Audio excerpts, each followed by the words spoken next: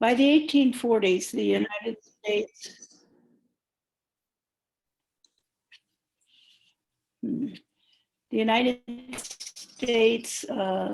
something interrupted here.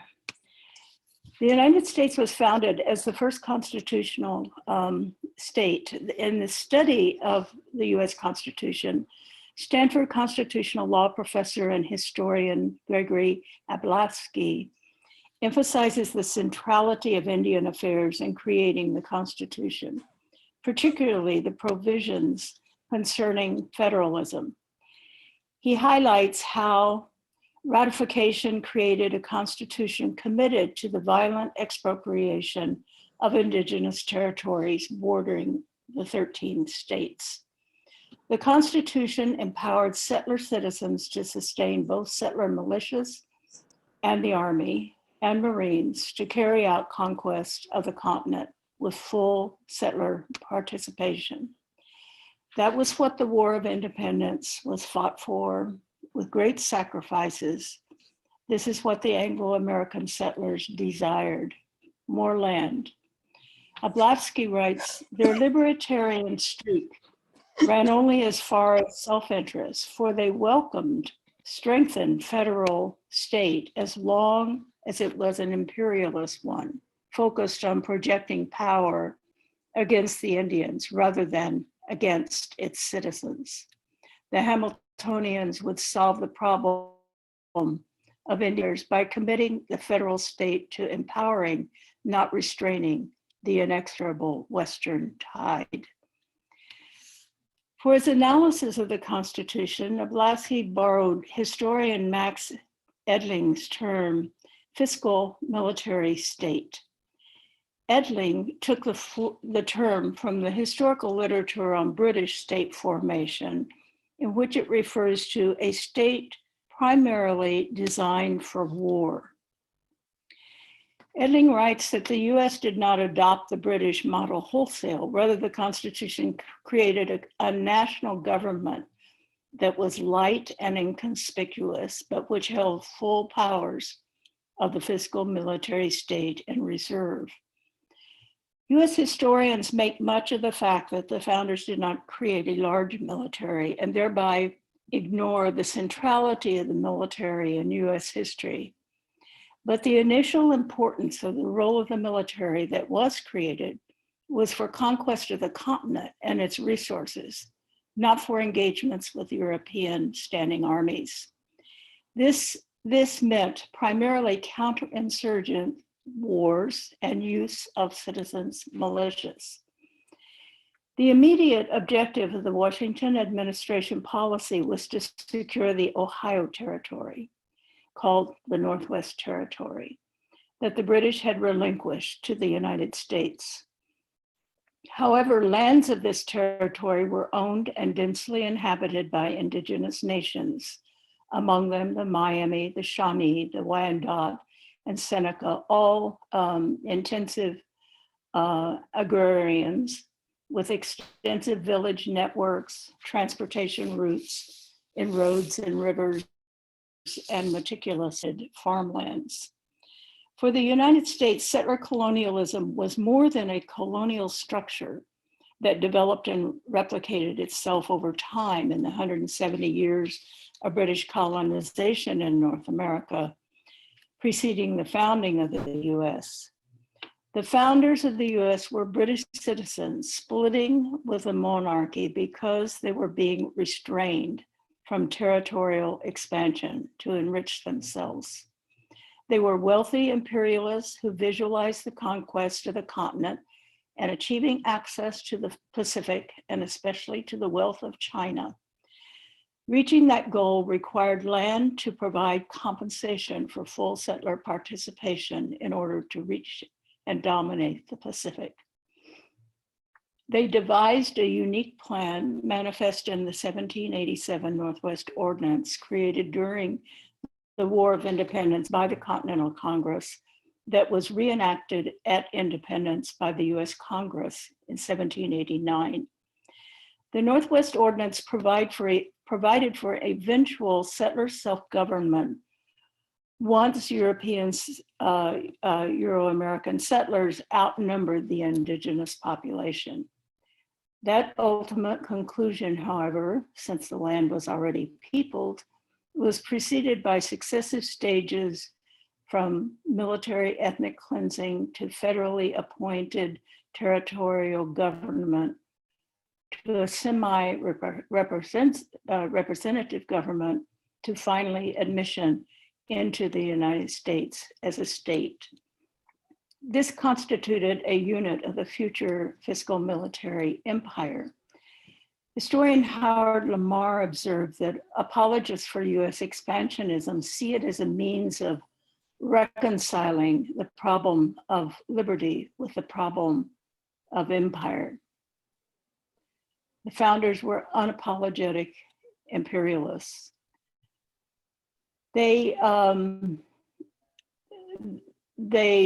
assumed the stance of British imperialism, but with the added conceit of an empire for liberty, as Thomas Jefferson conceived the future. Historian David Reynolds writes that Jefferson believed the US empire was destined to assume the responsibility to spread freedom around the world, starting with the North American continent and intervening abroad.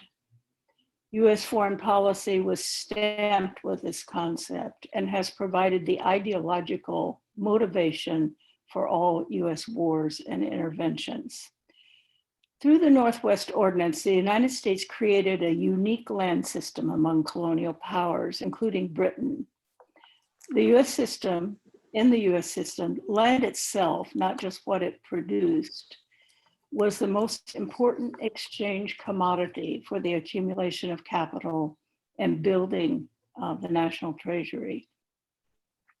In order to comprehend the apparently irrational genocidal policy of US government toward the presence of native nations on the land, the centrality of land sales in building the economic base of the US capitalist system must be the frame of reference. This policy was embedded in the design of the state. As Patrick Wolf summed up the issue, tribal land was tribally owned. Tribes and private property did not mix. Indians were the first communist menace. The primary motive for elimination is not race or religion, ethnicity, grade of civilization, or anything else but access to territory. Although private property in land had long been a fact of life in Europe and other parts of the world, ownership was demarcated by natural contours of streams and rivers and tree lines, rock formations, mountains, and private property was reserved for the economic and political elite. The United States, being founded as a settler colonial state with imperial ambition, created something new under the sun, the Platt system of privatizing land into marketable units. The Northwest Ordinance spawned the public land survey system, a unique surveying method to plat, that is, divide land, transforming it into property for sale and settling. Plots of 160 acres with sections of 4 plots of 640 acres. As the US took more land with the Louisiana Purchase, the Oregon Territory, and half of Mexico, the government promised free land to Europeans and Euro-Americans for the purpose of recruiting and motivating settlers to squat on indigenous people's lands. And with indigenous resistance to the squatters, the army would be dispatched. The pieces of paper, the deeds representing units of land, made up the commodity market that built the United States capitalist system, and real estate remains its central economic factor today. The other main commodity until 1860 was human, the enslaved African body with its deed of sale. Historian Donald Herman Atkinson aptly describes the implementation of the land ordinance. Its importance was equal to that of the Constitution of 1787. It did not deal with ethereal concepts such as the pursuit of happiness, but instead declared in practical terms how the land from the Appalachian Mountains up to the Mississippi River was to be conquered. This was to be done by surveyors' chains, each 22 yards in length. The measuring began at an arbitrary point in the Ohio Territory, and invisible lines were drawn on the land to form a grid of perfect rectangles marked by cairns, iron bars, and the occasional brass plate cemented onto a masonry base. Each of the rectangles had its own map reference. And as the US Imperium expanded, the grid eventually reached the Pacific coast and stretched between Mexico and British North America. The lines on the land not only conquered natural topography, but also made possible the liberation of parcels of land from their previous occupants and their efficient allocation to newcomers. This was the implementation of the fiscal military state. The state made for war in order to appropriate property initially. During the Civil War, President Abraham Lincoln did not forget his free soiler base who brought him to that high office. Free soil meant free of chattel slavery for white commercial farmers like Lincoln's family, who could not afford to purchase enslaved bodies. But it also meant the ethnic cleansing of the resident indigenous communities. Congress at Lincoln's behest during the Civil War passed the Homestead Act in 1862, as well as the Morrill Act, the latter transferring large tracts of unceded indigenous land to the states to establish land-grant universities. The Pacific Railroad Act provided private companies with nearly 200 million acres of unceded indigenous land.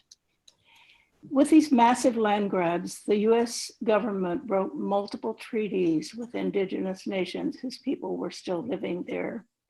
It would take genocidal military force to evict them. Most of the Western territories, including Colorado, North and South Dakota, Montana, Washington, Idaho, Wyoming, Utah, New Mexico, and Arizona, were delayed in achieving statehood because indigenous nations resisted appropriation of their lands and outnumbered the settlers until they didn't.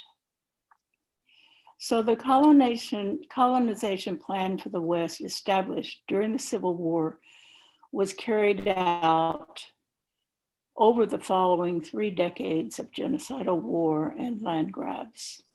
The dispersal of landless settler populations from east of the Mississippi also served as an escape valve for the ruling class, lessening the likelihood of class conflict as the Industrial Revolution accelerated the use of cheap immigrant labor.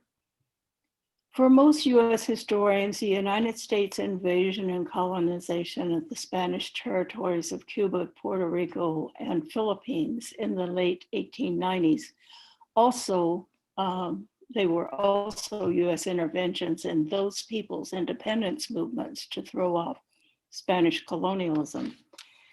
That this marks the era of US imperialism, which they portray as a period, not as a persistent reality from the founding and continuing in the 21st century.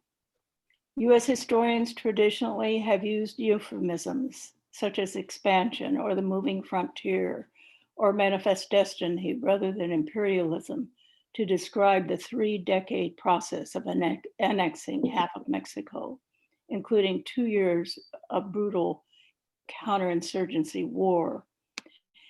Yet at the same time that President Thomas Jefferson was sending Marines and warships to North Africa in what was called the Barbary Wars, he was sending military spy missions into the Spanish colony of Mexico when the Mexican people were beginning their decade-long war of national liberation. In the 20th century, the Marines proudly captured the period as imperium from the halls of Montezuma to the shores of Tripoli. Thank you.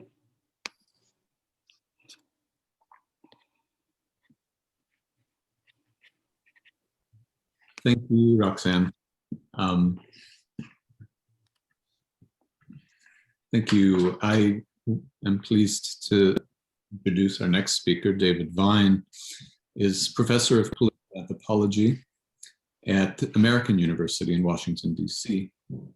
His newest book, The United States of War, A Global History of America's Endless Conflicts, from Columbus to the Islamic State, was just published in October of 2020. And it is the third in a series of books about the social and cultural ramifications of U.S. militarism. The other trilogy are Base Nation, How U.S. Military Bases Abroad Harm America in 2015, and Island of The Secret History of the U.S. Military Base on the Adria from 2009. As part of the network of concerned anthropologists, David has helped to compile and write Militarization, a Reader from 2019, and the Counterinsurgency Manual, or Notes on Demilitarizing American Society from 2009. Professor Vine's other writings have appeared in the New York Times, the Washington Post, the Guardian, Mother Jones, the Boston Globe, Huffington Post, and the Chronicle of Higher Education, among others. With no further ado, Vine. Thank you so much, Nick. I think you need to start my video. I think the video is running.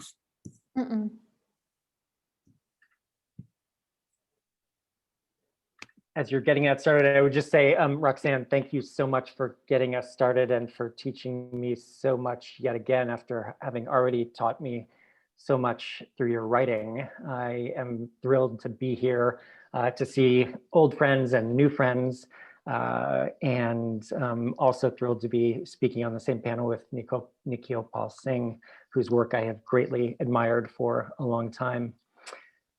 Nick, it still looks like it's not letting me start my video. I think whoever is the host has to allow me to.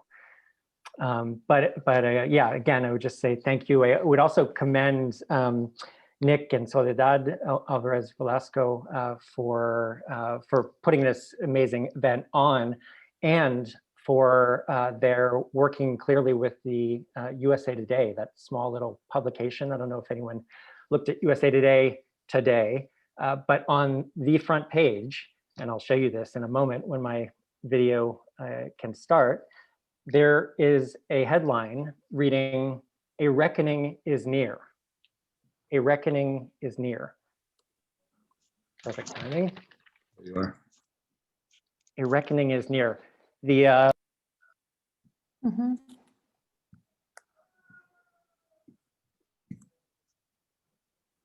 Sorry, did folks hear me before? I hope. Yeah, no. You did hear me saying thank you and hello to everyone? Yes. we did hear you. Fantastic. Okay.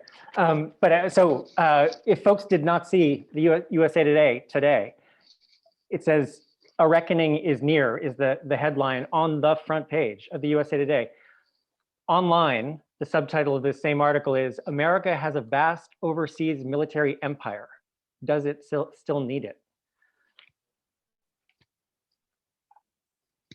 This was sort of mind-blowing to me. I mean, maybe I'm making too much of it, especially on a day when the Biden administration has bombed a country for the first time, at least as far as we know. But perhaps this both shows the progress that has been made in efforts to de-imperialize the United States, to end US empire and US endless wars, and the work that, of course, remains, of which there's a great deal. I'm going to share my screen. Either Soledad or Nick, could you let me share my screen?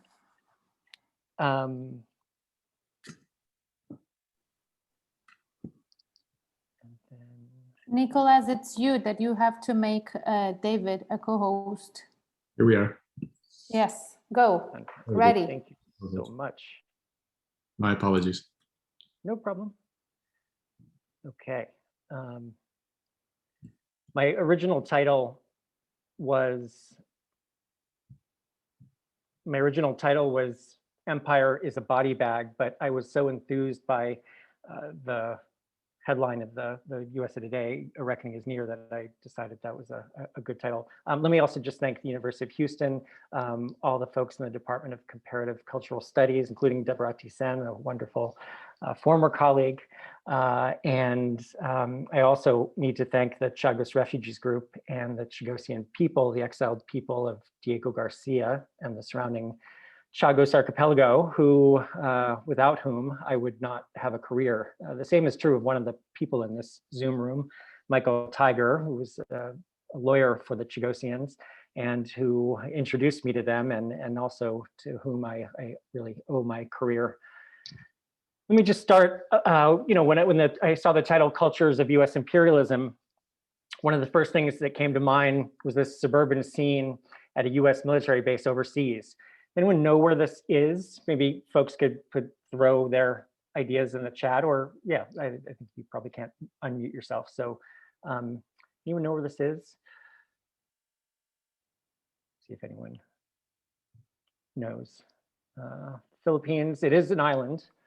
And Guam. it's an island that I had a chance to visit. Guam, it looks a whole lot like Guam. It is, this is Cuba. This is Guantanamo Bay. Place I had a chance to visit during my research. Many people, when thinking of Guantanamo Bay, of course, think of the prison. The vast majority of the US military base at Guantanamo Bay looks like this. A not so small US American town, complete with theaters and football fields, baseball diamonds, suburban housing developments, even Scooby-Doo and Ronald McDonald. I also thought, when thinking about the cultures of US empire, thought about my own life and childhood playing some sort of war game atop a fort kind of base, not far from where I am now in Washington, DC. I thought about my playing cowboy, and drinking in almost literally here the unconscious ideology of manifest destiny that Roxanne Dunbar-Ortiz, of course, writes about so powerfully. Playing another kind of cowboy here, and of course, loving the Star Wars franchise, which indoctrinated me into thinking that the United States and I were part of the Rebel Alliance, rather than, of course, the Empire in the Star Wars franchise. Let me just emphasize that I think US empire is many things, and while those earlier flecks of culture are revealing, I think, in many ways, above all, I want to emphasize that US empire is death. And I think Roxanne's words spoke to that. US empire, like most empires through history, is war. US empire is destruction. US empire is a body bag. I should say that I won't show any graphic depictions of violence, but will be describing acts of violence, of course, in what follows. I should also say that many folks who are now in Texas, of course, have experienced the violence of a kind in the past week or so, and I hope everyone is as well as can be. I think what people experience in Texas, I think, is directly connected to the themes that we will be exploring today. I want to do three main things in the time that remains, and Nicholas or Soledad, please tell me when you'd like me to stop. I've got an eye on the clock, but one, I just want to point to the catastrophic effects of the now almost 20 years of war that the US government has been engaged in. I want to show, building on Roxanne and Nikhil's work, show how this past 20 years of war is not anything like an aberration, but instead is the norm in US history. And then I want to point to some thoughts I have about bringing an end to US empire and ending the endless wars, to de-imperializing the United States. On that Wednesday night in June, Russell Madden's mother, Peggy Madden Davitt, heard the knock at the door that she had dreaded for months. She opened the door and saw a stranger in front of her. For a nanosecond, Peggy thought there might be good news about her son.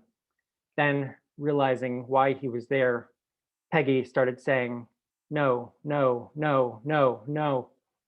She told the man he had the wrong house and slammed the door shut. He knocked again. "No, you have the wrong house," Peggy said. The man knocked again.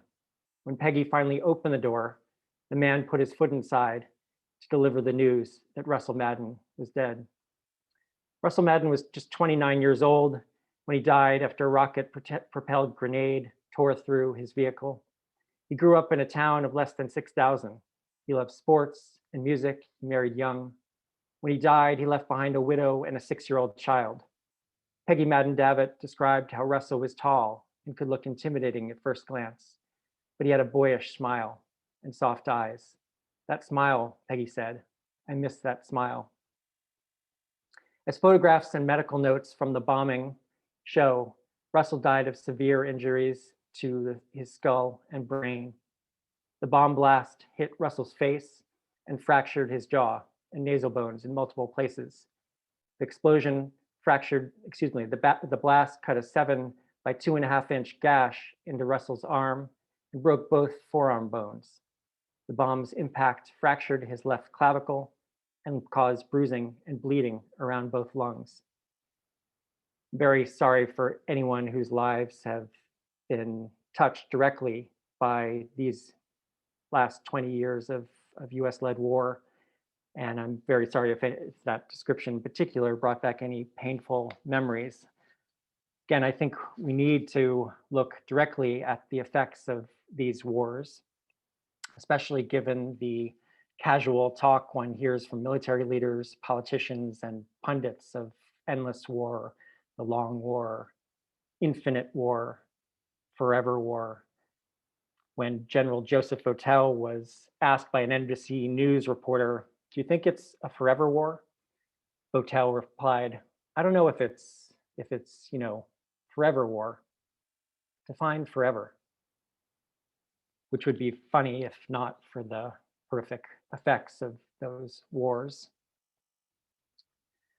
Russell Madden and his family and friends and community members, of course, are among millions of victims of these post 9/11 wars. Again, the United States soon will have been fighting for 20 years consecutively. US combat troops have fought in at least 24 countries in that time. And there have been about 15,000 US military personnel to die in that period. That includes uniformed military personnel and military contractors. Russell Madden, of course, is in no way representative of the vast majority of people who have died in these wars. People who have died in the war zones number at least 50 times those of US dead. In just 5 of the countries where 5 of the most violent wars have been fought, Afghanistan, Iraq, Syria, Pakistan, and Yemen, there are around 800,000 combat deaths. In total, including people who've died because of malnutrition, the destruction of infrastructure, and other effects of these wars, we're talking around 4 million people, 4 million total deaths. In a report that a group of American university students and I produced for the Cost of War Project, we conservatively estimate that 37 million people have been displaced in the 8 most violent conflicts, 8 most violent wars the United States has fought in this period. That is in Afghanistan, Iraq, Syria, Pakistan, Yemen, Somalia, the Philippines. 37 million, it's a hard number to wrap one's brain around. It's about the size of the entire state of Texas and Virginia combined, about the size of all the residents of Canada. It's more people displaced than in any war since the beginning of the 20th century, with the exception of World War II. It's important to note, of course, that the United States government, the United States as a country, are not single-handedly responsible for all the death and displacement and destruction of these wars. Other governments and combatants also bear significant responsibility. But the US government bears disproportionate responsibility, I would argue, for the wars it has escalated, for the wars it has launched, Afghanistan, the overlapping war in Pakistan and Iraq, the wars it has escalated in Libya and Syria, and the wars in which US forces have been significant combatants, Yemen, Somalia, and the Philippines. Of course, the total effects of these wars can't be captured by words. Numbers too quickly become numbing. Ultimately, there's no adequate way to capture the immensity of the damage these wars have inflicted. Imagine how many Yemeni Russell Maddens there are. Imagine how many mothers who've lost sons like Peggy Madden Davitt there are in Afghanistan or Iraq.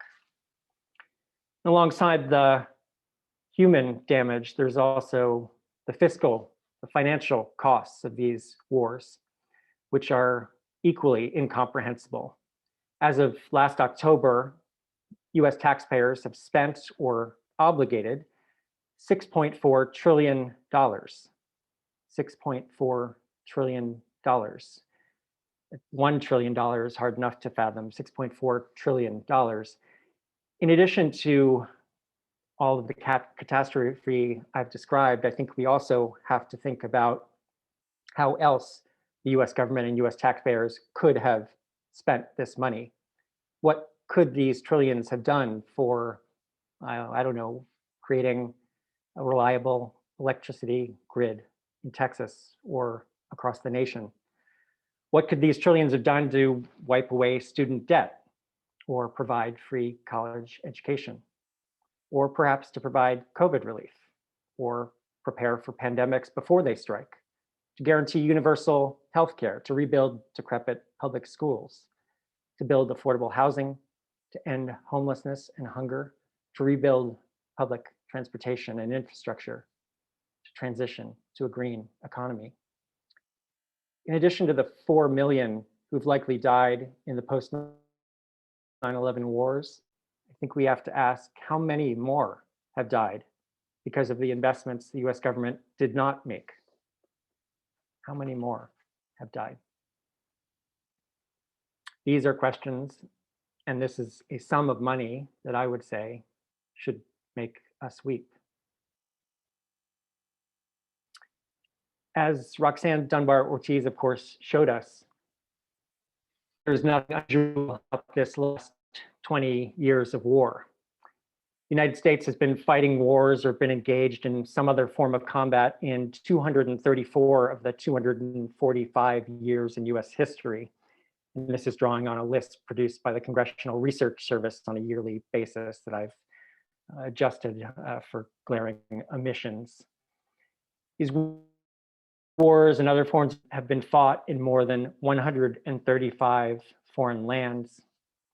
As Nikhil Pal Singh says, the people of the United States have arguably never been at peace.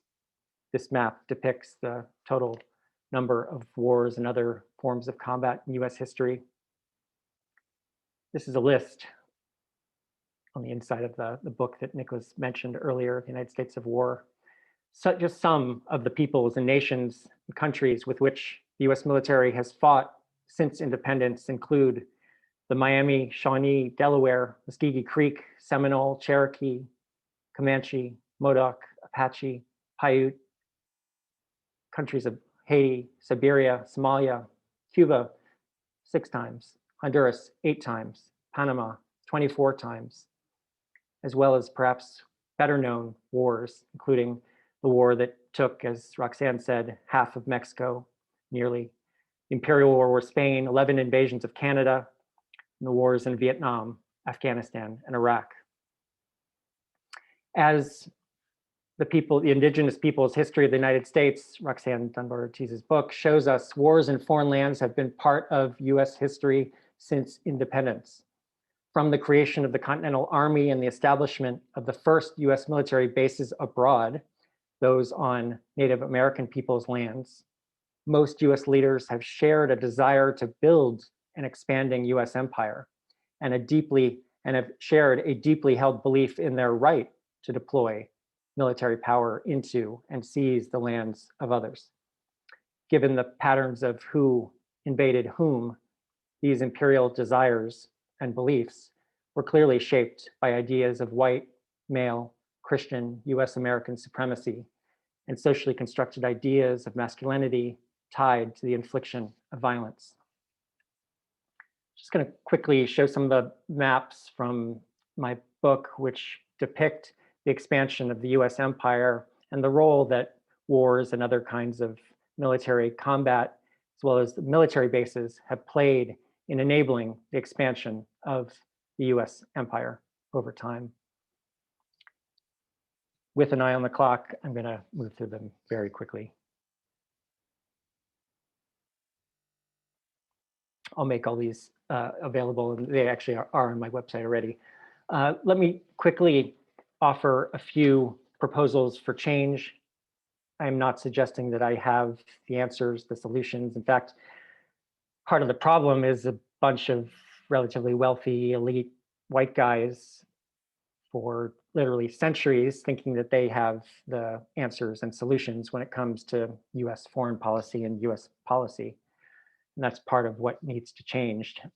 Diversifying and democratizing who gets to shape and determine US foreign policy, US policy, has to be part of the solution.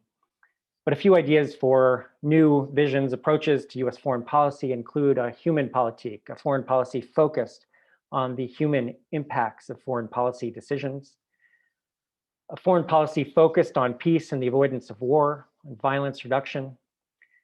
Preventing war with China at all costs must be a major focus for anyone who cares about the future of the globe, future of the country, the future of humanity. Building peace with Russia, Iran, North Korea.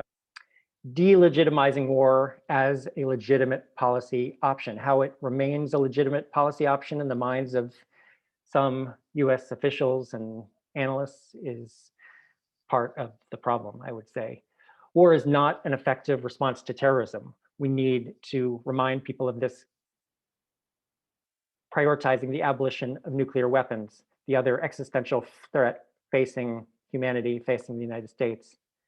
Defunding the warfare state, the economic system undergirding US empire has to be a major emphasis. Demanding a peace dividend as part of ending the endless wars.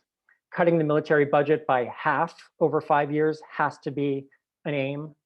Moving money from the military budget to meet human needs, from COVID to a reliable electric system. Exposing the theft, in Eisenhower's language, the theft that military spending represents.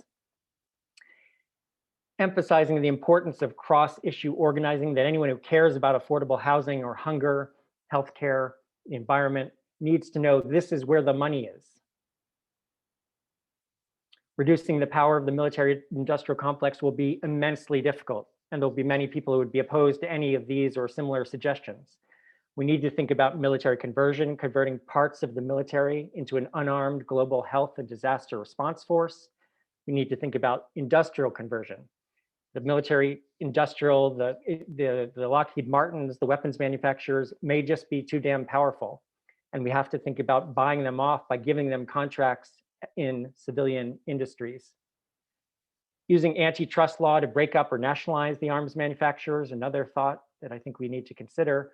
Constitutional amendments also need to be on the table to reduce the Pentagon's power, to return the war powers to Congress, to take them from the president. And we need to de-imperialize the United States in a whole range of ways. Drawing down, closing US bases abroad and building up its diplomatic presence. Decolonizing US colonies, a process that has to be led by people in those colonies. Decolonizing the 50 states by fulfilling indigenous land and treaty rights. Reckoning with the damage that US empire has inflicted on its victims, including proposals for and policies for reparations and reconciliation with the victims of war. Have I already exceeded my time, Nick and/or Soledad? I think it'd be good to wrap up. Thanks. Sure. Let me just say a couple final words.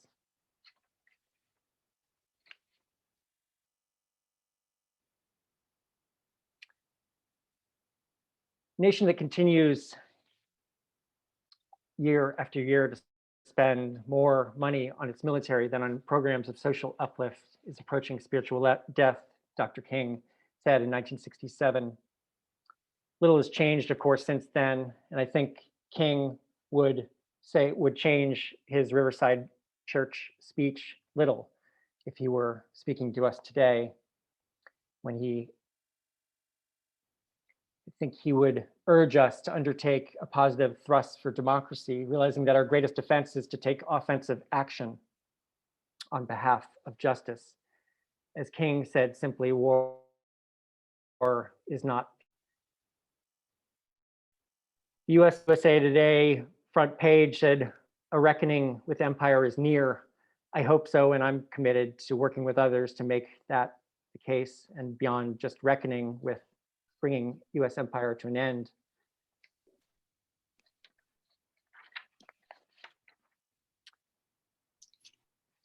Excuse me.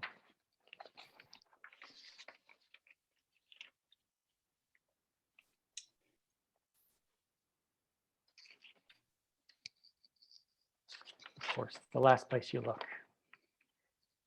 Those concerned and hopefully angered by the US record of war by US empire must find ways to demand and force change. Failing to do so out of an assumption that nothing will change is the worst kind of self-fulfilling prophecy. Not imagining and advancing alternatives to the war system and to US imperialist way to guarantee the continuation of the status quo, the continuation of endless, infinite war. To state the obvious that needs stating, the United States of war that I've described needs to become a United States of peace. For those who would say that the status quo of permanent war and empire is the only realistic option, or that small reforms are the only realistic change possible, I would ask, realistic for whom? Thank you, and apologies for going longer than I should have.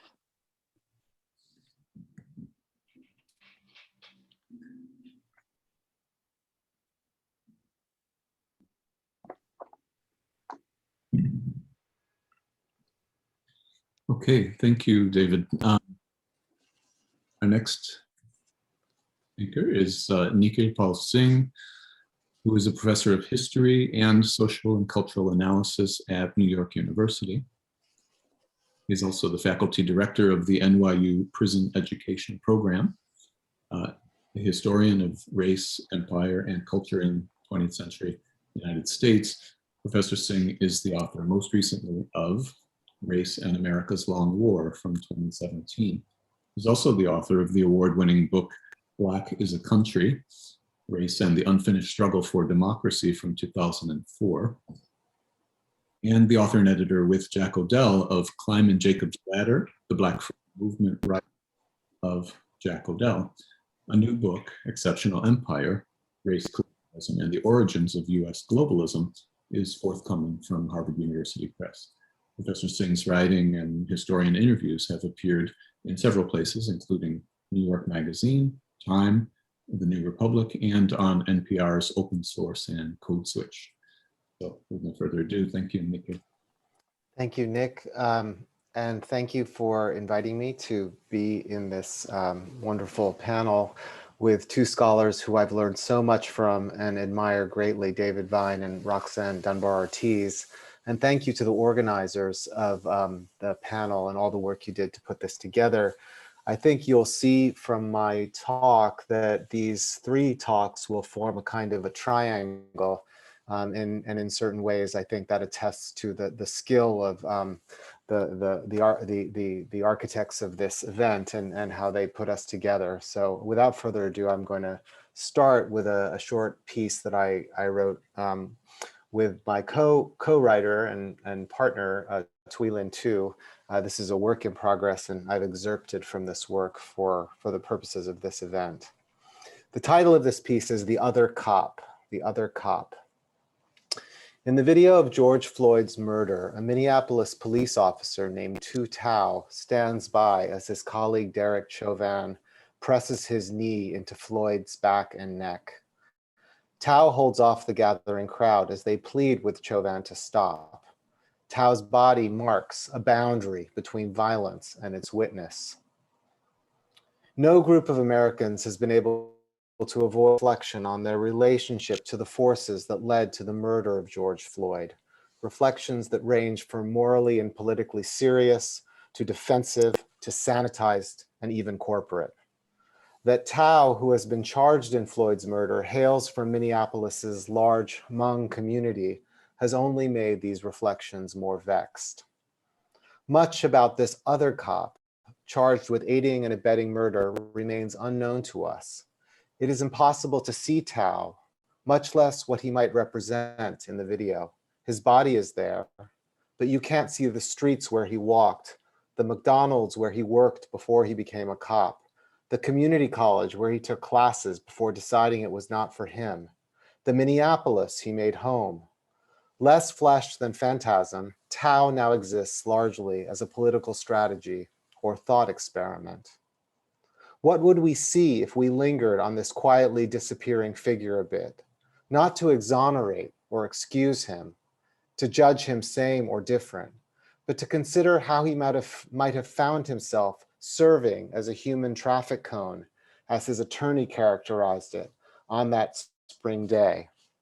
To ask how the violence of war and policing and the racial and economic order they shape and sustain are as much the ground on which Floyd's murder unfolded as the dark asphalt street at 38th and Chicago Avenue. To find Tao's presence on that street corner, I would argue, we have to look not in the immediacy of the video or even in Minneapolis, but in the mountainous lands and fiercely independent communities of Laos, which had been identified first by the French and then the Americans as resources and tools to preserve privileged access to the trade of Southeast Asia. Like many Southeast Asians, the Hmong people were pulled into the United States through the bloody crucibles of colonialism and counterinsurgency. Between 1964 and 1973, the United States ran 580,000 bombing missions over Laos, one every 8 minutes, every day for 9 years. As many Hmong died in the US wars in Southeast Asia as Americans, along with millions of Vietnamese and Cambodians. Those missions were labeled police actions by the US government officials, officers, and ordinary soldiers who prosecuted them. The moniker police gave a less formal, more elastic and discretionary character to these interventions than war, a term that was increasingly defined and delimited by national and international legal strictures governing interstate conflict after World War II. Police action was a way of reanimating what an older colonial tradition had called small wars or tactics of colonial pacification, even when such wars, including those in Southeast Asia, rained injury and death on catastrophic scales. This violent history is viscous. It sticks like gum to Floyd, to Tao, to all of us. It was in the Philippines during the first overseas US counterinsurgency effort of the 20th century that US military intelligence learned to fight wars by other names. There, they fashioned what historian Alfred McCoy has described as a laboratory of police modernity. They experimented with methods of surveillance, interrogation, and confinement that would turn the US military into what US President and former New York City Police Commissioner Theodore Roosevelt called international police power. By the 1960s, the Kennedy administration had centralized US policing, police training, and ultimately police action as a global strategy for managing decolonization.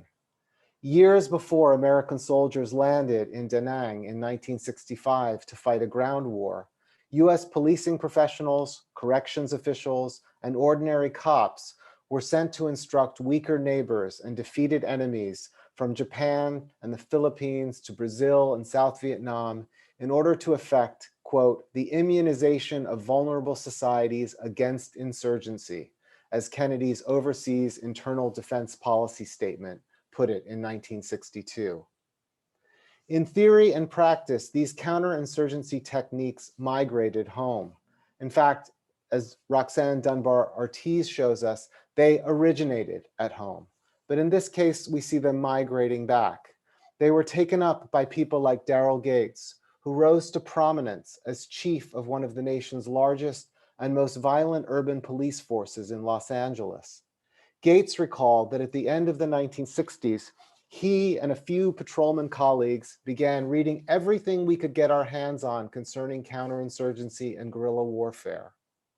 As the protests of the 1960s spilled out onto the streets, cities like his own began to look to Gates like, quote, foreign territory, like the war zones that demanded concerted and, when necessary, exceptional measures to combat. It was under Gates' leadership as chief of police in Los Angeles that 4 police officers chased down a young African-American man, Rodney King, and brutally assaulted him in 1991. King, who was later charged with driving under the influence, was repeatedly kicked and beaten with batons for a reported 15 minutes, while dozens of cops stood by, observing as if at a training session. A witness captured the beatings on video, providing rare visual evidence at that time for the kind of violence Black Angelenos saw routinely. The Rodney King video is now considered the first viral video of police violence. It offered seemingly incontrovertible proof of what activists had long charged, that the LA Police Department had become an occupying force in poor neighborhoods. What we had was an aggressive paramilitary policing with a culture that was mean, cruel, racist, and abusive, is how civil rights attorney Connie Rice put it in an interview with NPR. Despite its verite form, the video failed to garner a conviction. The 4 officers were acquitted. For 5 days, LA burned in response as police flooded the streets and the National Guard rolled in, turning the city into a war zone that Gates had imagined, conjuring the use of even more force. Call it big or small, wars or actions, the police power that emerged in the early 20th century with the rise of an urban and industrial society and in the competition among modern nation states for resources, markets, and colonies overseas was mutable and elastic. Police capacity without law or limit was intended to be adaptable for use at home and abroad. It is no coincidence that the same machines, weapons, practices, and personnel occupying places like Kabul or Baghdad are now deployed to US cities and borders. Daryl Gates may have learned this lesson reading about guerrilla warfare, but many others picked it up during their tours of duty. John Burge, an ordinary soldier and hardly exceptional in making the transition from US military to municipal police, ended his second tour of duty in Vietnam and returned home to Chicago to join its police force in the late 1960s. Burge had served in Don Tam, south of Saigon, overseeing a detention camp where prisoners of war, usually local villagers, were routinely tortured with electric shocks generated via exposed wires from field telephones. In Chicago, Burge ran a notorious police unit that tortured hundreds of Black criminal suspects across several decades. Their preferred method was a black box with exposed wires attached to extremities, including the genitals of detainees, with a crank to generate electric shocks. Today, one of the first signs that greets a visitor to upstate prisons in New York, where we do our work in the prison education program, and probably in many other states, is a folded framed flag dedicated to the corrections officials who served in Operation Iraqi Freedom, which includes those at Baghdad's notorious Abu Ghraib prison. The revolving door between civilian and military policing is no small matter in a country whose permanent war footing over the past decades metastasized alongside an unprecedented, cruel, and starkly racialized system of criminal punishment and mass incarceration. Indeed, Derek Chauvin joined the Minneapolis Police Department immediately following the second of two four-year stints in the Army Reserve Military Police. For among community members, perhaps including Tao, with long memories and national pride, policing just made sense. Chai Nu Lee, the highest ranking Hmong police officer in Minnesota, explained to the New York Times that his own choice to become a police officer extends from the older community back in Laos. Per the Times, Inspector Lee said his father had fought alongside Americans, a role he was proud of, so the career choice of police officer seemed natural. This was true of many Vietnamese refugees as well. Displaced by wars in their native land, it seemed almost natural to sign up for new wars. Quang Pham lauded memoir, A Sense of Duty, Our Journey from Vietnam to America, captures a common narrative. Inspired by his own father's service in the South Vietnamese Army, Pham enlisted in the Marine Corps, becoming a helicopter pilot during the first Gulf War, Desert Storm.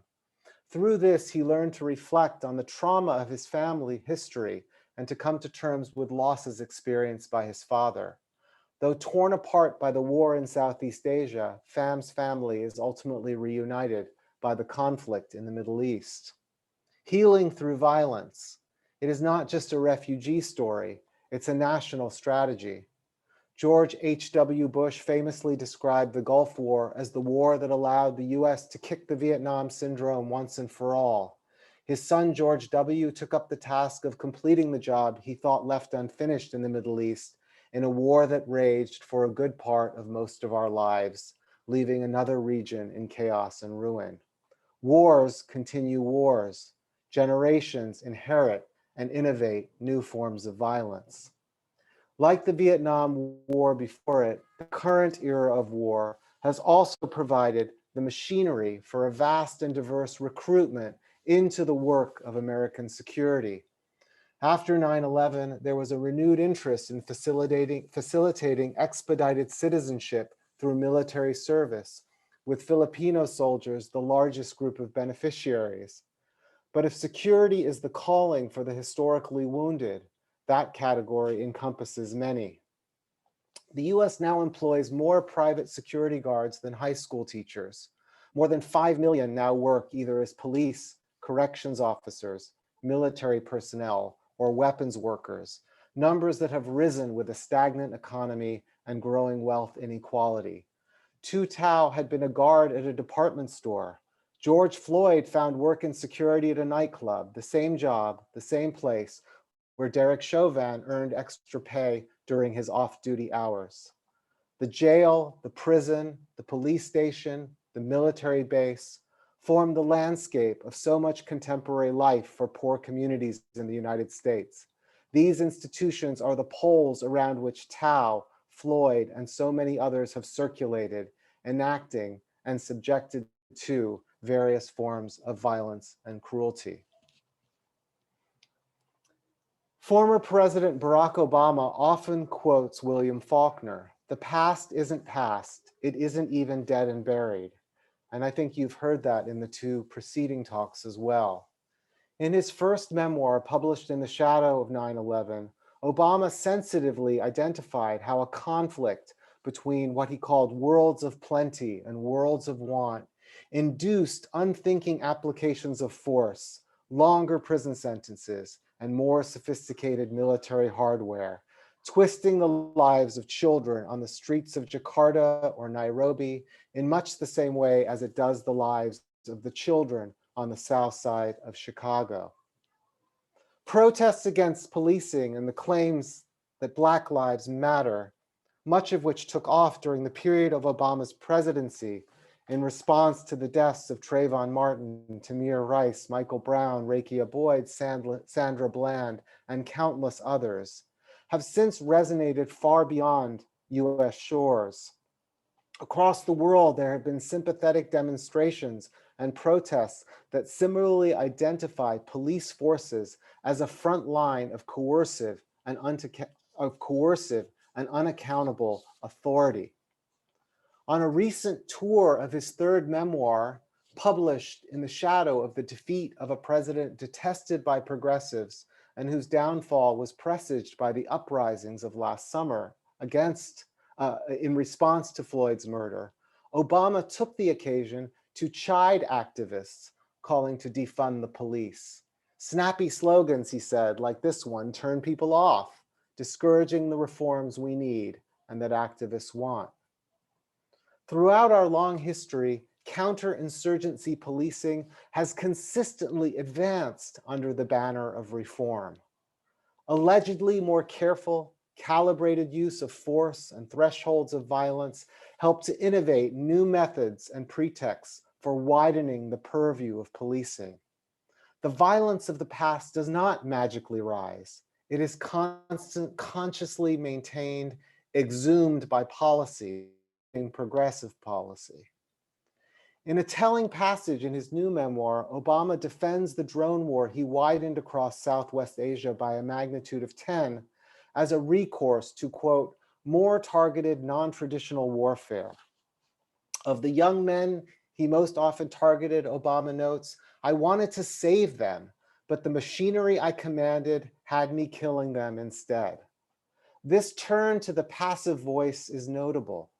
It naturalizes and decontextualizes a violent automatism about which nothing in the end can be done.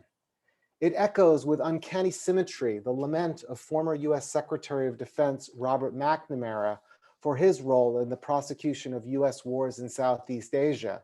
He was, quote, simply part of the mechanism that recommends. Obama's Attorney General Eric Holder saw more recent killings in much the same way. In a white paper defending administration practice of targeted killing circulated in 2011, he likened the drone war to the challenges faced by police who must prevent a suspect's escape by using deadly force. Police power has come to be understood as indispensable, if sometimes heartbreaking. It must remain elastic, agile in response to social exigencies, whether the need is to civilize indigenous presidents, capture runaway slaves, reform recalcitrant workers, or punish restive colonials. With no end in sight to the expansiveness of this power, it can seem like the only option left is to remain on the right side of the machinery. Perhaps this is how the other cop, Tu Tao, saw it, as he watched the crowds encircle George Floyd and George Floyd's body collapse. His feet remained stuck at the bleeding edge of the American empire. So I'm going to stop there because I've gone just about, I think, at the time that I promised I would. And I know there's going to be a lot to discuss. So thank you very much. Thank you, Nikhil.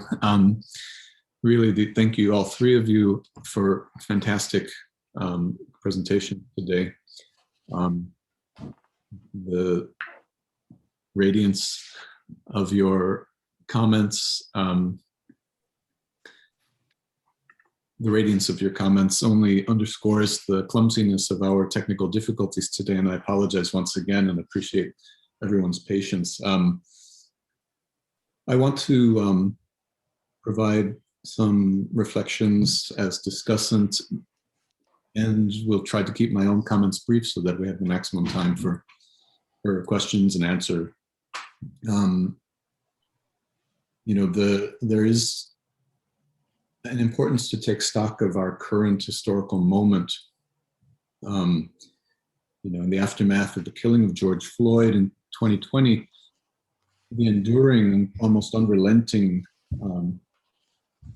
racial violence that has been foregrounded by the Black Lives Matter movement really electrified this country, and I think puts us in a moment of racial crisis, a transformative moment that, in a way that's I think really remarkable, and if not singular, in any case, profoundly historical, really kind of confronts us with a moment where the proposition that there is something inherently racist about US culture has become far less controversial, where the proposition that that US culture itself is predicated upon white supremacy has become far more, has become a framework of analysis, a conceptual frame that's far more and readily apprehensible to a greater number of people. My interest in these discussant remarks is to try to link up what very often tend to be separate conversations. Clearly in your presentations today, we are conjoining in a very fundamental way the culture of racism or the culture of white supremacy with a culture of imperialism, a legacy of settler colonialism, what William Appleman Williams famously called empire as a way of life, what in the work that all three of you do, could also be called militarism as a way of life. But in that sense, I want to think about the sort of central and constitutive role of militarism and empire, indeed, or US culture in a way that we could link up with this question of racism, or more precisely white supremacy, as constitutive and central to US culture. And in that respect, I also want to point to a still more precise sense of our historical moment, which is exactly in this moment when people are breathing a sigh of relief about how good it is to be, in some sense, quote unquote, back to normal. That we were reminded last night of, indeed, the normalcy of military strikes by the US here, there, and everywhere in the world. The military strike last night in Syria is a reminder of a kind of normalcy that all of you, I think, are really underscoring the way in which warfare has been a norm, constant warfare, a kind of deep grammar that goes back precisely to the very foundational legacy of settler colonialism.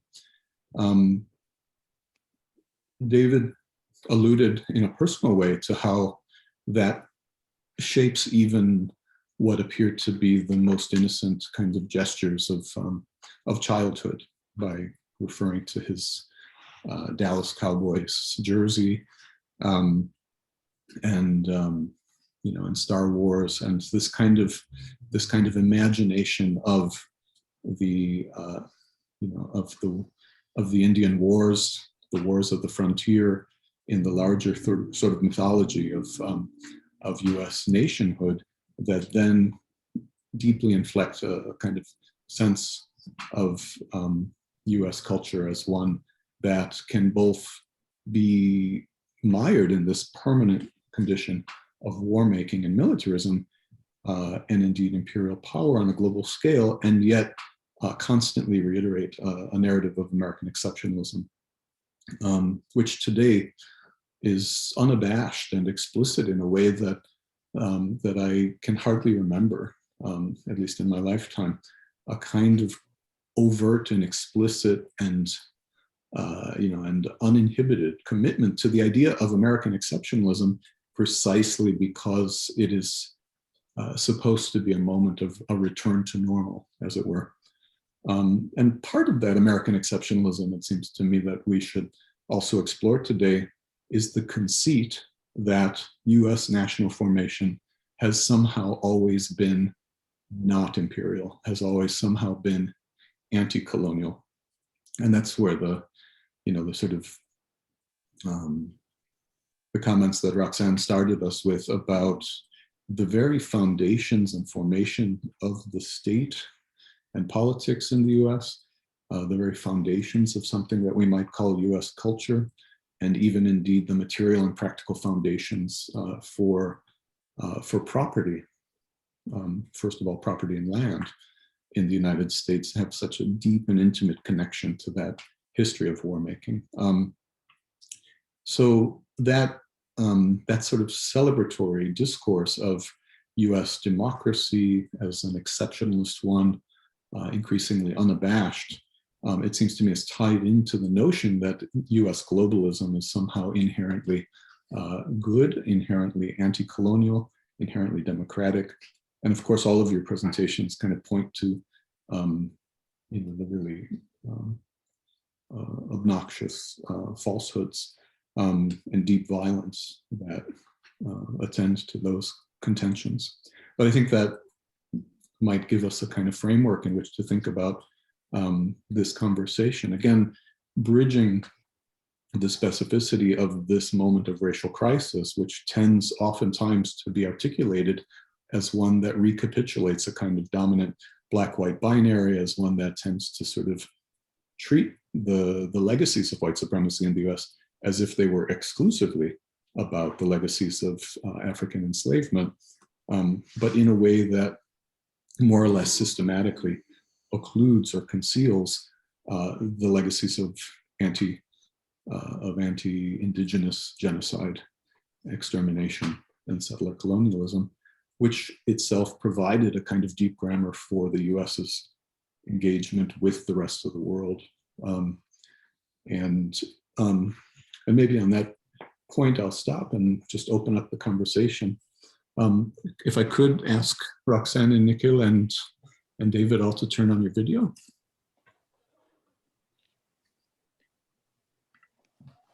I think you have to turn me on.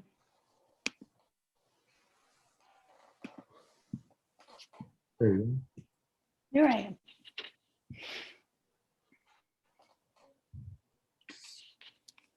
So let me just invite any of the three of you to start with any reflections in response either to one another or to any of the comments that I've made, just to get things rolling.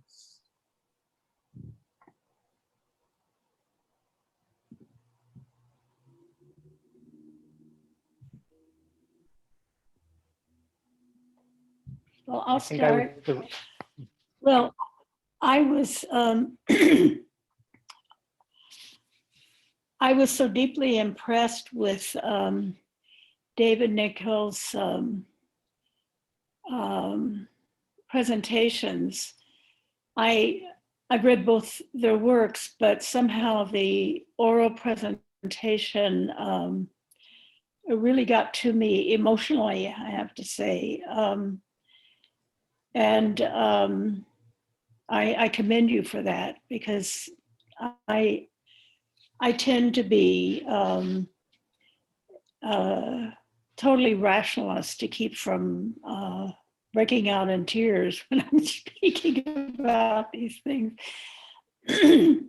But the human cost, but also Nikhil's, I mean, it's not totally new to me, but it's a reminder of not just that military people become police, that's one problem. And after every war, there's a huge spike in police violence, never ending now with never ending wars. But also that reminding that of those police actions, it's called police actions. I remember being in high school in the, or not, actually middle school, when in the Korean War, and it was called a police action, and I couldn't understand what that meant. I was in a rural area where we didn't even have police, we had sheriffs. I didn't know the word very well, and it just seemed odd. And then, of course, later I learned it was because it was a, it was also called a United Nations war, and you all know that's because they hadn't brought communist China onto the Security Council, and Russia Soviet Union was boycotting. So they pushed it through the Western countries. But I think that, that police action is militarism in itself, is something that we need to really educate about, make people understand. There is, like Nicholas says, this denial. Even the portrayal of the United States as an anti-colonial, as having been colonized, of the British settlers being colonized by Britain, how to get beyond that. And I think, unfortunately, most of the world, especially the decolonization process in Africa and the Caribbean, not so much the Caribbean, I think they know the US better, but in Africa, there was a kind of disturbing, even in Frantz Fanon, he ends The Wretched of the Earth with this plea to African liberation, with the bad example of the United States having been a colony, he says, having been a colony and then gone so wrong. And my heart just sunk when I read that, and I was already, this was back when it came out in English in the 60s.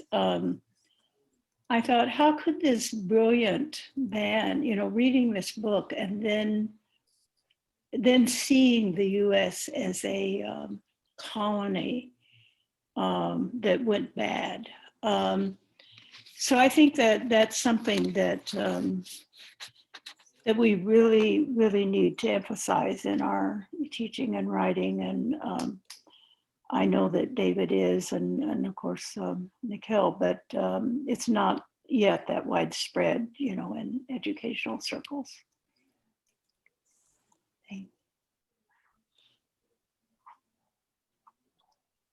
Nikhil or David would love to. I was much more rude and did not pay close enough attention to time. So I think, Nikhil, you should go. Oh.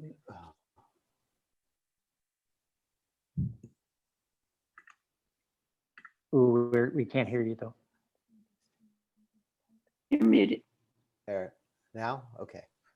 I said, not at all, David. You are wonderful, both of you. And also you've just had a big book come out and we're very excited. I'm very excited to read it. I wanted to just linger on your maps because I think, they're telling such an important story. I think what was interesting to me about the papers, and I think maybe to frame it a little bit for the audience that was listening, I think we got an account really of these really deep foundations of kind of how US sort of sovereignty, governance, economy is infused with a kind of a violent cartography, that sort of unfolds itself, and that is a kind of machinery of recruitment as well. It's a machinery of recruitment that says this is how you will be free to the dispossessed to some degree, to dispossessed whites who are brought in through things like the Homestead Act, and of course the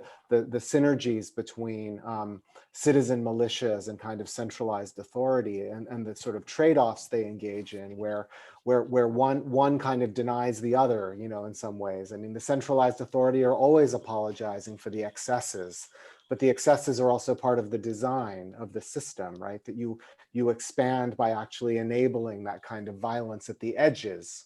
And so I think Roxanne's whole body of work has given us just a way of understanding that grammar, as Nick said, as it sort of hinges the US to the world. And I think it's true that there isn't a good understanding of that. There really isn't a good understanding of how it is a grammar, how it is a mode of engagement. And I think David takes us at the other end of the arc and sort of gives us the map of the empire, right? And how it has sort of metastasized and grown, and how it's kind of hidden in plain sight, and how it really is now a global cartography, right? And I think what I was trying to do was to sort of say that it's also an intimate reality, that it exists at these very painful junctures that we see and experience in these very traumatizing ways. But I don't think most people read the murder of George Floyd as an imperial event. I think, as Nick said, it's viewed as a kind of incident of anti-Black violence, which it was and is.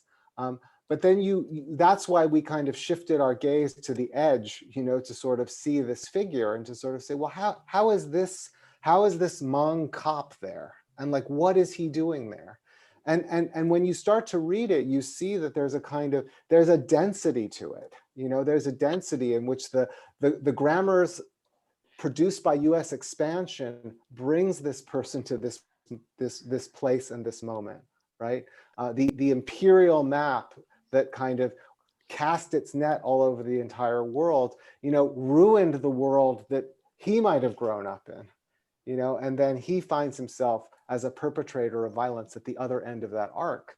And so this is a really difficult thing to untangle, right? I mean, I think David ended his talk by thinking, how do we demilitarize? How do we transform the grammars of violence? How do we find a different way forward? And I think these are the questions we all need to be asking. I think these are the questions that come out of the George Floyd protests and the kind of abolitionist aim to defund the police, however adequate or inadequate that frame might be for our purposes. And I think really we have to begin to see it as the same project, because they do get separated in our minds. And so then you have a bunch of people running around today saying, well, look how much better Biden is, when he's really doing the same thing. And that's why I ended my paper with Obama, because I want to remind people and bring us back to a moment where it's not just the odious white supremacy of Trump who mouths all the terrible things that we now have sort of widely agreed on that we reject, right? It is also the form this now takes that tries to be more appealing to us and tries to speak in the kind of progressive tones of inclusion and social justice that is still deeply embedded in these same operating principles. Wow, fantastic, Nikhil and Roxanne, thank you. I'm really curious to hear what others are thinking. Just very briefly, again, because I apologize for going too long. I love what Nikhil just said about linking, the defund the police movement to movements to defund the Pentagon. And indeed, I am first and foremost concerned with and interested in talking about what do we do with the United States as an empire. How do we end empire? And just in terms of some of Roxanne's comments, and even the Fanon story, as well as some of what she presented earlier, I am quite curious about the sort of, to use an overused word, the resilience of the United States as a brand and its image in the world, given the long catastrophic history of war from Vietnam to the present. Given why did it take Donald Trump to tarnish the image of the United States? Although any damage done is probably pretty shallow, despite the track record. Okay, I'll leave it there. There's actually a question addressed to David and Roxanne from Michael Tiger. Michael, do you want to come in on video and convey your question yourself, or shall I read it?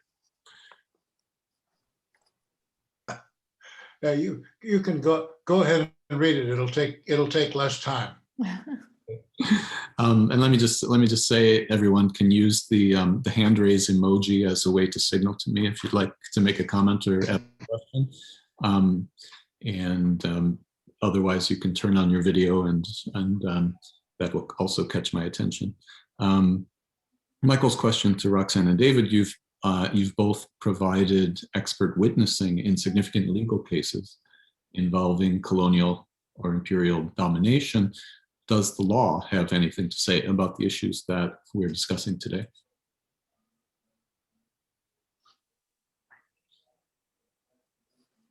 David? Yes, and Michael Tiger could answer that question far better than I could.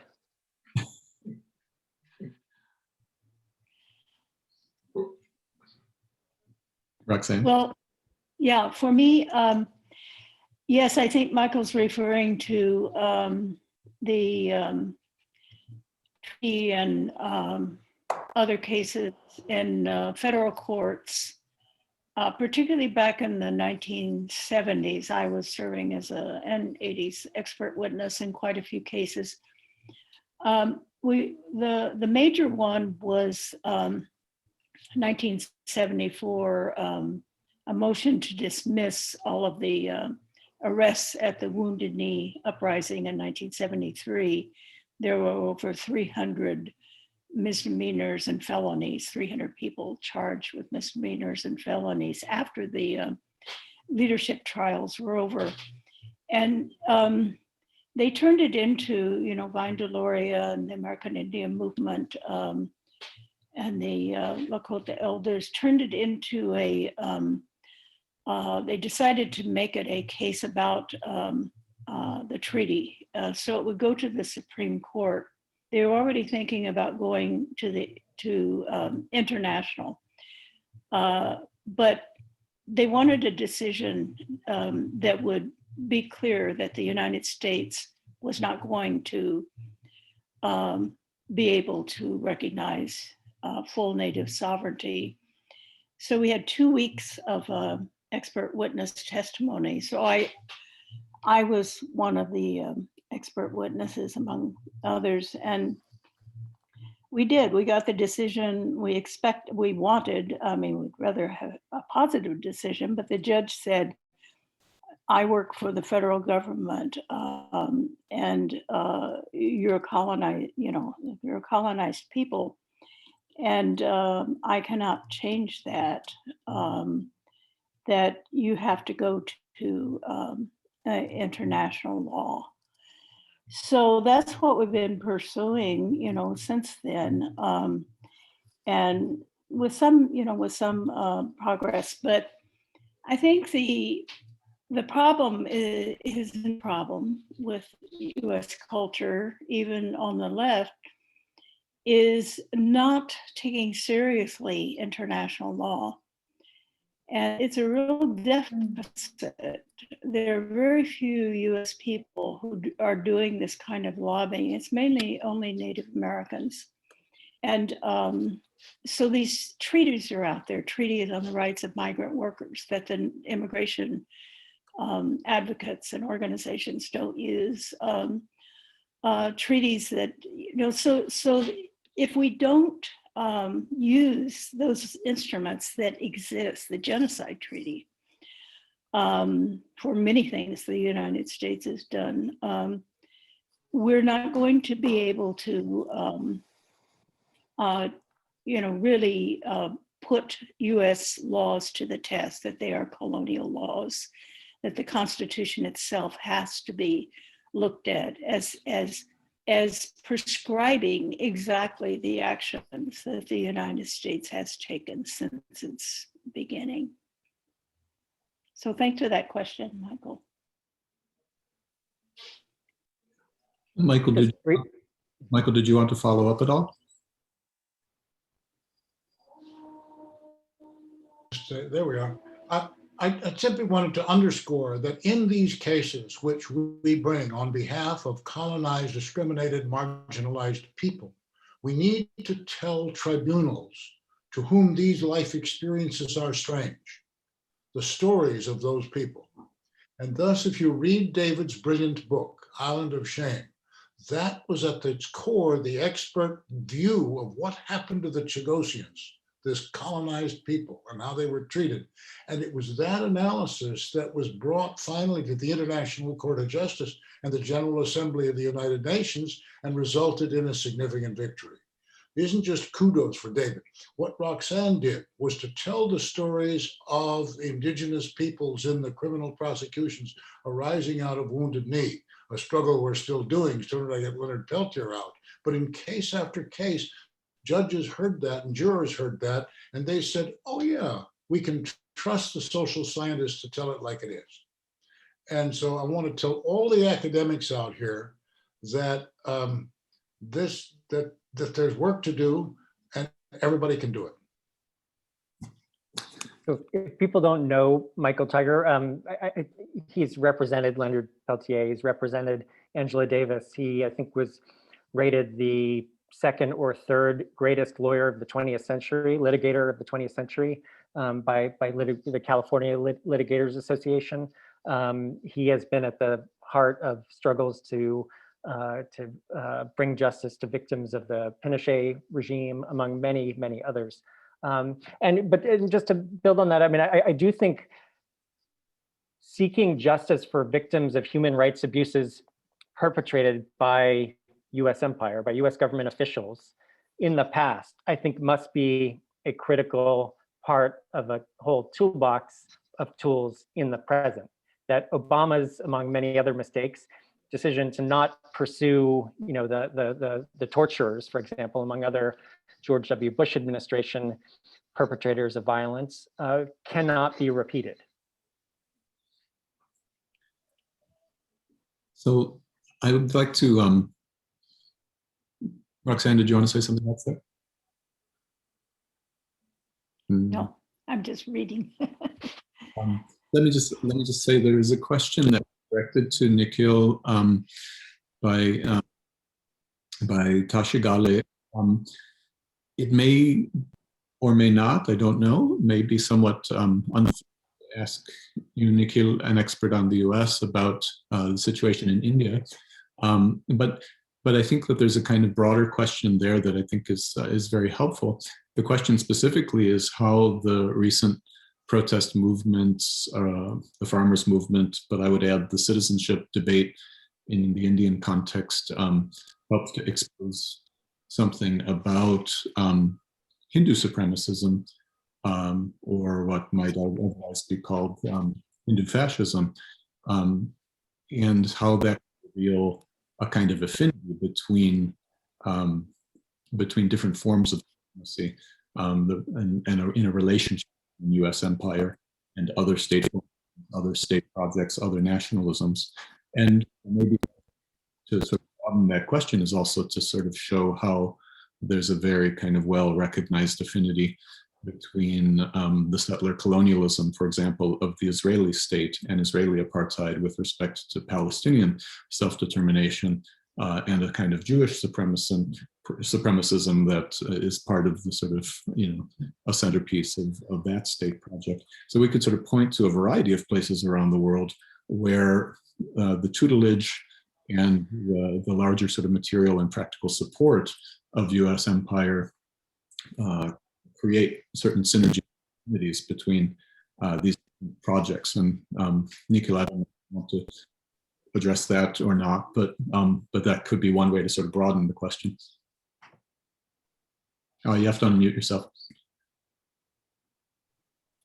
I won't speak directly to the farmers' protests in India, although I think they're very important, and I'm watching them closely. I'm not really any kind of expert. I just have the same knowledge of what's going on there as everybody else who's trying to follow this. But I do think that, you know, once we turn our attention to the question of settler colonialism, as Roxanne's work has laid out, we might think of it as one of the bequests of the United States to the world, which is to say that, I mean that sort of partly facetiously, but one of the things that we have become accustomed to doing is thinking of colonialism as a relationship that is externalized rather than internalized, and it becomes much harder to see colonialism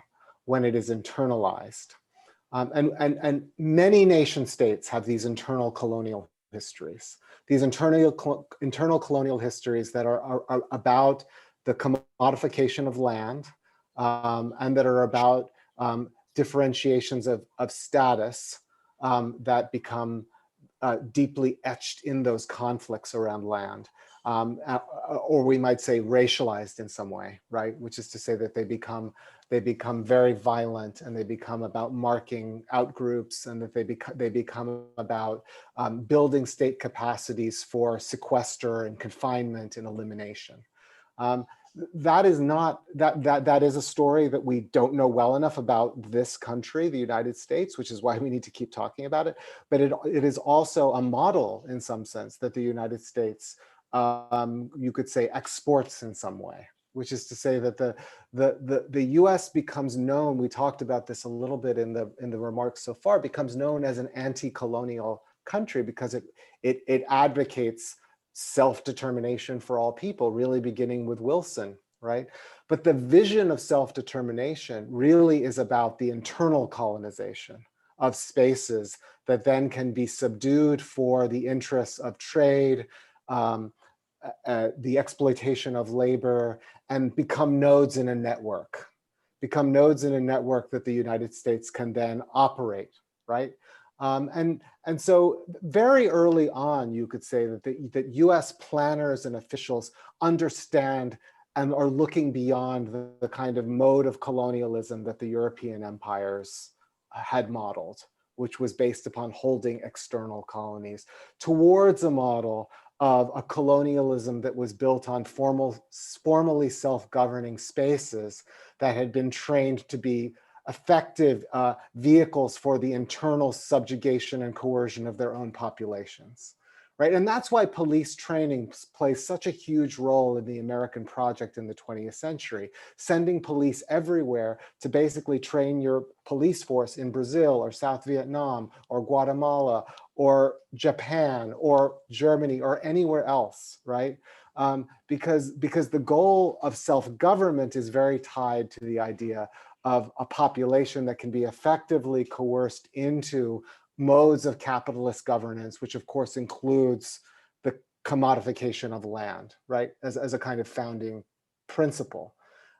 So I think there's a lot more to be done to kind of try to tell that story, you know, and how we can rethink something about the history, the sort of wider global history through that story. So that's kind of my way to maybe gloss the question in a slightly different direction. And if I could just sort of add a gloss, Nikki. I'm reminded of the remarkable moment early in the occupation of Iraq when the U.S. created a kind of ceremony to transfer sovereignty back to Iraq. You know, and it underscores the degree to which one of the sort of distinguishing features in my mind of U.S. imperial power has been the reliance on and celebration of a certain notion of nominal national sovereignty and self-government. So that need to somehow disavow actual military occupation and imperial control in favor of some sort of semblance, some ceremonial gesture of a transfer of sovereignty, was played out in Iraq very early on, almost exactly a century after the same thing was done in Cuba following the Spanish-American War. Of course, we know that one of the enduring legacies of the Spanish-American War is that the US took Puerto Rico and Guam as colonies and kept them. But remarkably, there was a kind of desire in the case of Cuba to actually create a nominally self-governing sovereign state, even if there was a kind of clause written into the Cuban Constitution that had been penned by the US Congress that gave the US executive and unilateral power to intervene into Cuban affairs at their own at the discretion of the U.S. exclusively.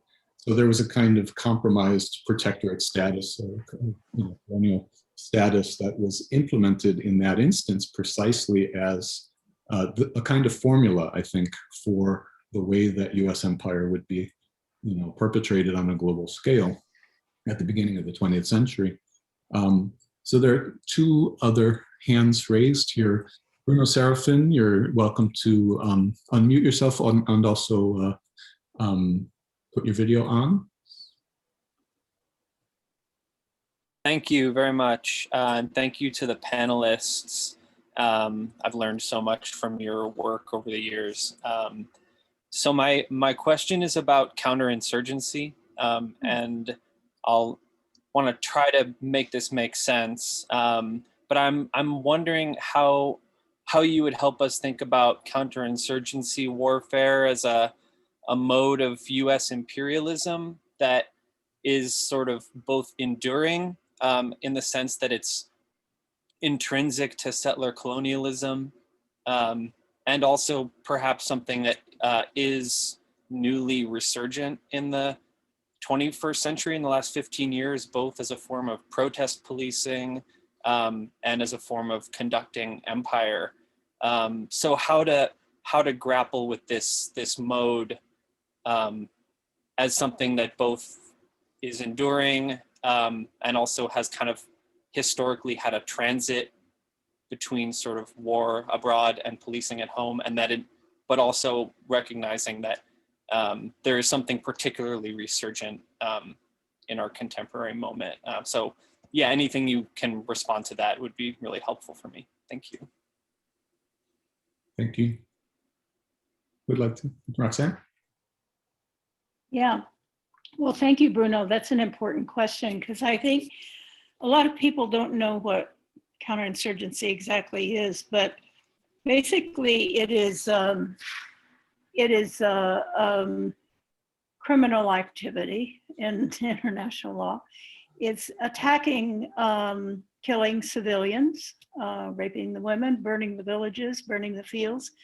This was practiced for the colonial period in the United States that formed in the formation of the 13 colonies. Every single one of them were densely populated with villages, and then moving across the continent. So that whole period then formed the U.S. Army. I really recommend John Grenier's book, The American Way of War. He's a Air Force, active Air Force officer who teaches at the Air Force Academy in Colorado Springs. I can't believe how these military people, like at West Point and these places, tell the truth about things like civilian historians do not. But it is the case that he does. And he was very concerned about the invasions of Iraq and that period, and how it turned so quickly into counterinsurgency, attacking civilians. And he concludes that every US war turns into counterinsurgency. Because it's built into the DNA of the Army. The Army was formed killing, burning villages and burning fields, the food supply, the housing, creating refugees. And this is the US way of war. So even though they have the structure of the, proper war, what is legal in war and what is not legal, and sometimes like World War I or World War II, these are sort of the exceptions, but there are so many cases even there where they do turn to counterinsurgency, especially in the Pacific and World War II.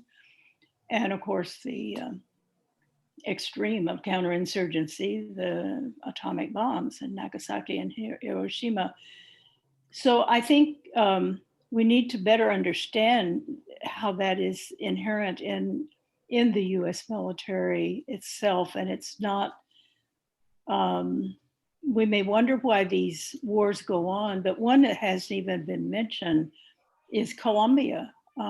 Colombia has, the counterinsurgency against FARC has been going on for 40 years. And so this, and, the use of the DEA and others, there are many forms of it other than the Army itself, but the special forces are, of course, the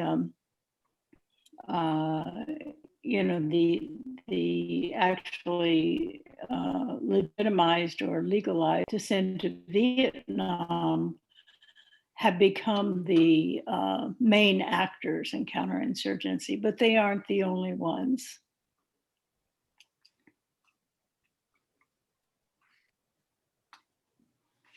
Anybody else like to respond? Or should I go to the next one? Dave? I would just quickly say that I think, counterinsurgency warfare is a form of colonial warfare. It's a form of warfare committed against and targeting anti-colonial forces. I do think its resurgence in the US war in Iraq in particular really was a sign of the disaster that war had become, and really was an exercise in branding. And the Bush administration trying to say, and the US military in particular, trying to say that we are now engaging in this war in a smarter way. The fact that they were looking to models in, T.H. Lawrence and British and French colonial rule is should be shocking. The fact that it to some extent was successful with, David Petraeus being portrayed as this scholar soldier is a sad statement on the US media and the way they buy anything that's fed to them by the US military. But I think it's probably most important to focus on the actual tactics of warfare and to be careful about any branding that is slapped on various forms of warfare. Yeah, Nicholas, one more thing I would say add is that that the use of proxies in counterinsurgent war, like the Hmong being recruited almost in totality, that they already by the French had played the role of the opium market, and the US picked up on that in the early 50s, and that transition from the French, and then created this army, a very effective counterinsurgent army made up of the Hmong. And the destruction then that comes to these people who are used in this way, it took a lot to even allow them to be refugees. That's right. And they suffer enormous psychological problems, even intergenerationally now. So I think this is almost unknown to the US, even educated public, these use of proxies and then throwing them away. They did this with the Mosquito Indians in the Contra War in Nicaragua, using them. They used the same handbook. I met the CIA agent who wrote that handbook for the Hmong. And he said, "Oh yeah, that's the Hmong thing, is to recruit ethnic groups as a whole. They're very communal, and then they work as a community.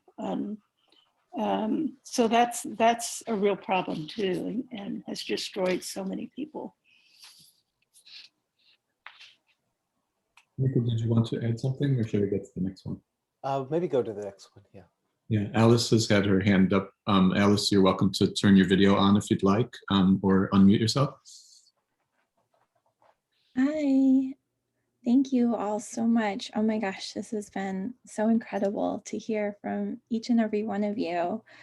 And thank you to everyone who's asked questions, because I've also gained so much insight from that. I tried to make my thoughts a little bit more concrete, so I apologize if it's not going to come across that way. My friend Crystal Tubles once told me that the US military was created in response to Indigenous resistance. And that is something that has struck me and still I hold very, still shakes me to this day. And I'm curious to hear a little bit about your thoughts on changing systems, so reform, like we mentioned a little bit about law, and what dismantling the US empire looks like altogether. Instead of ending empire, perhaps how do we burn it to the ground, and so that we can build something new that can be created? I think COVID and 2020 has shown us so much about our fragility, especially that of communities on the front line, of varying levels being rendered even more vulnerable than before. And when I think of wars brought on by settler colonialism, I think we haven't really moved away from that, and your presentation has clearly shown that. So what does it look like with reparations or returning of land and supporting Indigenous self-determination when we still operate in this imperialism similar to white supremacy, as we've lived with it and we've been born into it?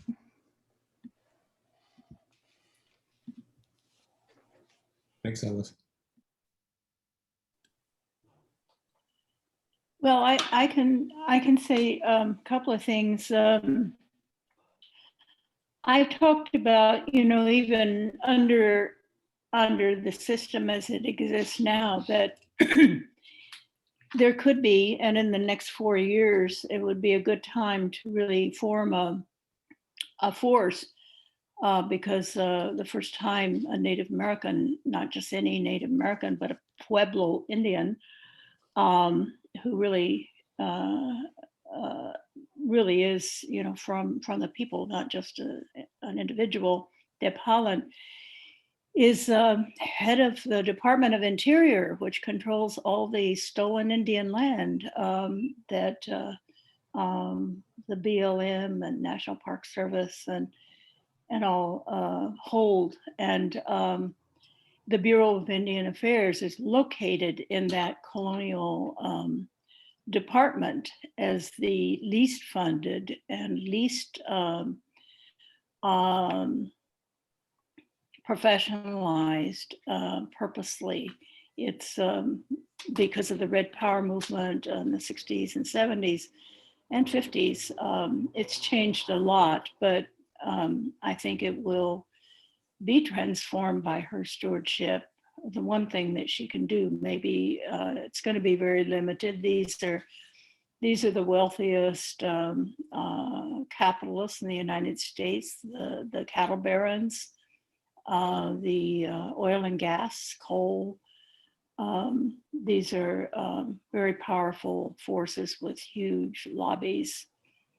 So it's limited, but I think for a movement that would start demanding the return of these federal lands to the appropriate tribal nations to expand their land bases so they can support their people. Half the Native population live off the reservations because they cannot live there, and they have to make a living to even support people who are there.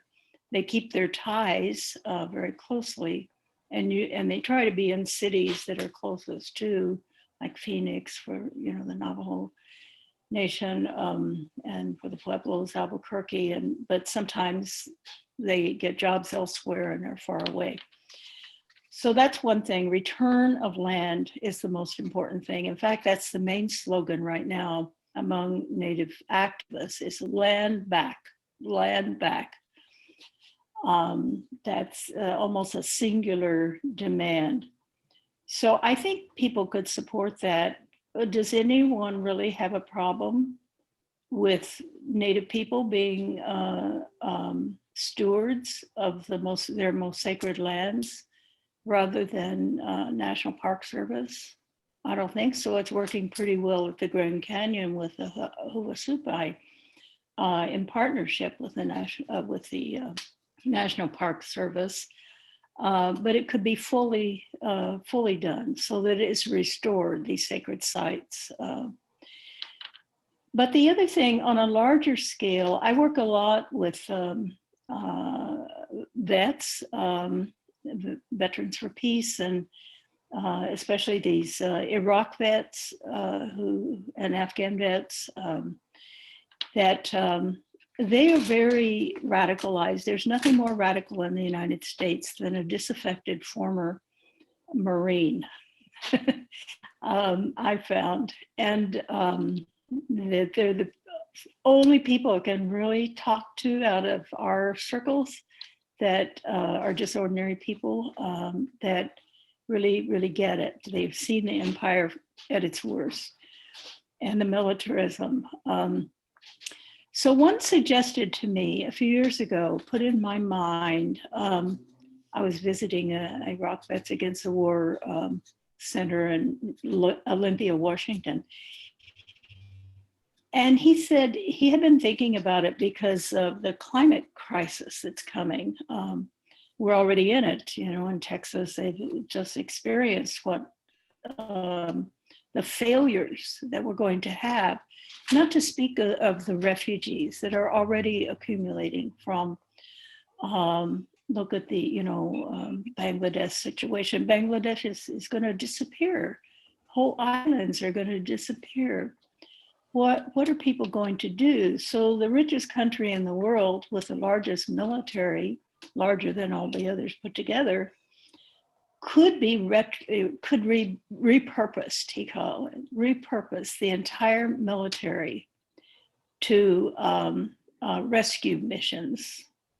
And we've seen a little bit of this with COVID, you know, using National Guard for this kind of purpose. And I think for people serving in the military, they really like that. You know, they feel good about doing that. During the tsunami in Indonesia, the U.S. really did an excellent job with, you know, with rescue in the Pacific. They had all those warships out there nearby, you know, the South China Sea.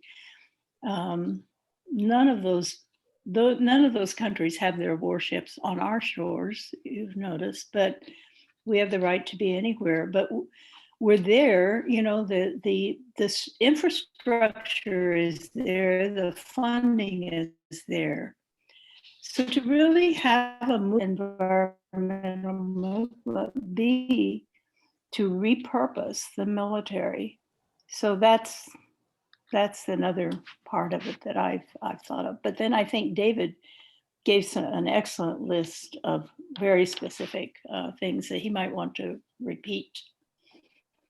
I'm sensitive to the fact that we've gone a little bit over time, and I want to just give Nikhil and David a chance to make a final remark, and then we'll wrap up. David? Sure. I love those thoughts about repurposing the military and would just echo them. I think, you know, like all empires, the US empire will come to an end.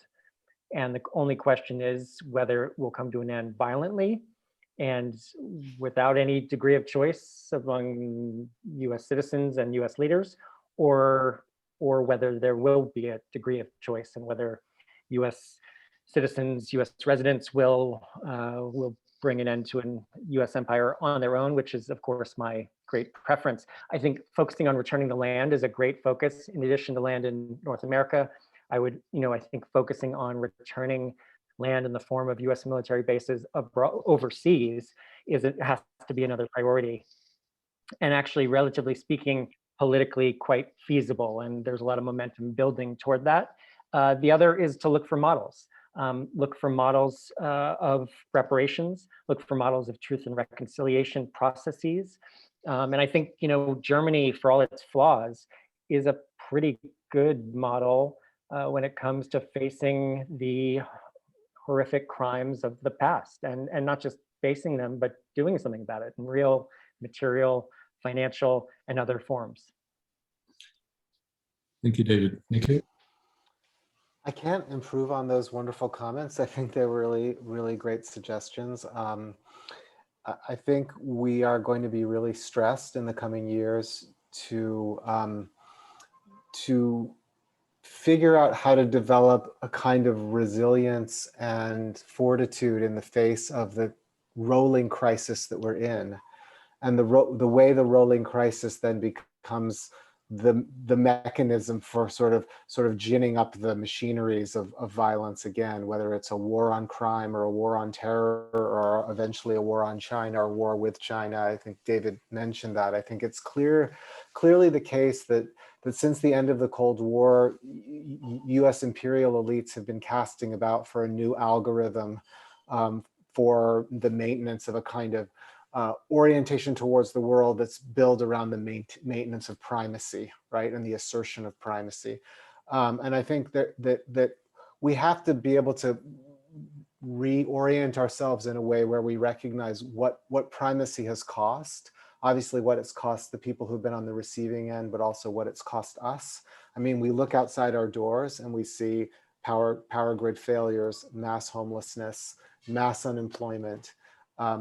We see the wreckage that's associated with the long histories of settler colonialism and anti-Black racism. We see it all over. It's like the wreckage is piling up. So we have to sort of somehow be able to stop and recognize that some internal focus on the reconstruction of our society has to be paramount here. The reconstruction of our society on an inclusive basis that has never existed before, but that also doesn't forget the world. And that's why I like this conversation so much, because we have to, in the course of doing this, be thinking about the common problems we have with people around the world and figuring out how we can help to solve them. And part of that obviously involves repurposing, reducing, transforming our imperial war machine into something else. Thanks so much. Just to wrap up, I want to take a moment to acknowledge the very important role of Soledad Alvarez Velasco, who co-organized and co-conceived this event with me, and has been here helping in the background keep this ship afloat. Thank you so much. Thank you so much, Roxanne Dunbar-Ortiz, David Vine, and Nikhil Singh, for a fantastic afternoon. Much appreciated. Very stimulating conversation. Thanks so much. Thank you. Thank you. Thank you. Thank you. Yeah. Thank you, everyone. Okay. Thank you for being here.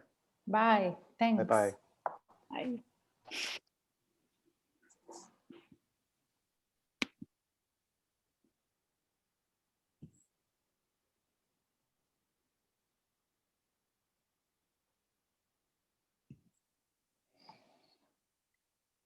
Thank you so much. That was great. I think you're still recording. I don't know if you want to stop the recording, but Yes. I did want to just